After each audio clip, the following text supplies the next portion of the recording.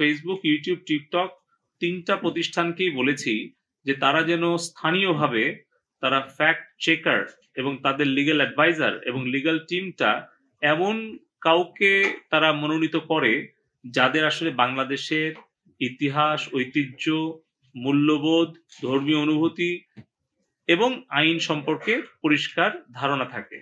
কারণ আমরা নিজেরা কিন্তু তাদেরকে বলে দিতে পারি না যে কোন প্রতিষ্ঠানকে তারা নেবে, কিন্তু আমরা বলেছি যে এই বিষয়গুলো যেন তারা তাদের বিবেচনায় রাখে।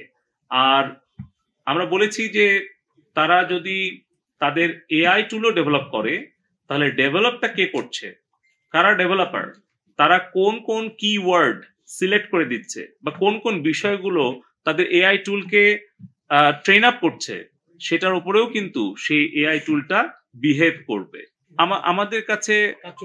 আমাদের কাছে কমিউনিটি গাইডলাইন, তারা আজকের মিটিং এ এটা আলোচনা হয়েছিল। আমি আজকের মিটিংটা নিয়েই শুধু বলছি আরাফাত ভাই, আমি অন্যান্য বিষয় নিয়ে আর বলছি না। তারা তাদের এই কন্টেন্ট, তারা যেই পার্সেন্টেজ কন্টেন্ট তারা টেক ডাউন করেছে সেটার ব্যাখ্যা দিয়েছে যে এগুলো তাদের কমিউনিটি স্ট্যান্ডার্ডের সাথে কমপ্লাই করে না, সেহেতু তারা এটা করেছে। আর কেন করতে পারেনি সেই ব্যাখ্যাটাও কয়েক পৃষ্ঠা ধরে তারা ব্যাখ্যাটা দিয়েছে লিখিতভাবে।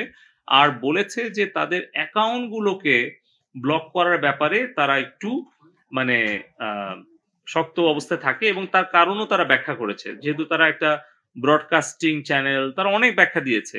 মানে আপনাদের নিজস্ব ইউটিউব চ্যানেল আছে যারা মেইন স্ট্রিম মিডিয়া, সো বিভিন্ন কন্টেন্ট আছে। ওরা বেশি করে বলছে যে তারা বেশিরভাগ সময়ে তারা চায় যে কোনটা কোন বয়সের জন্য অ্যাপ্রোপ্রিয়েট আর কোনটা কি ধরনের কন্টেন্ট, এই ধরনের যদি কেউ ব্যানার বা কোনো ডিসক্লেইমার দিয়ে দেয় তখন তাদের পক্ষে আসলে তাদের রুলস অনুযায়ী ব্যবস্থা নেওয়া কঠিন হয়।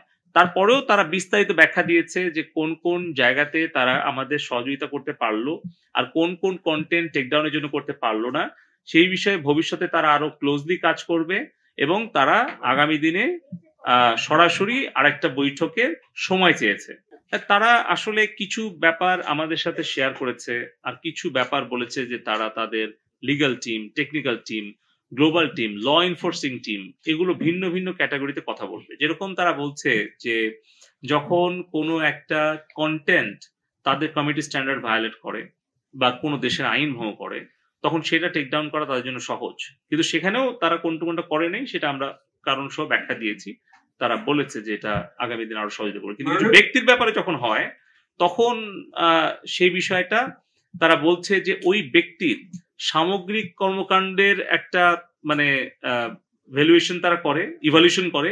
আর একটা হচ্ছে ওই ব্যক্তির পেজে বা অ্যাকাউন্টে কখন কোন কন্টেন্ট বা কোনো ভিডিও, কোনো ছবি, ইমেজ বা কোনো স্ট্যাটাস কোনটা আসলে কোনটাকে আঘাত করছে, সেই অনুযায়ী তারা বেশি আগ্রহী ওই content wise, post wise action নিতে।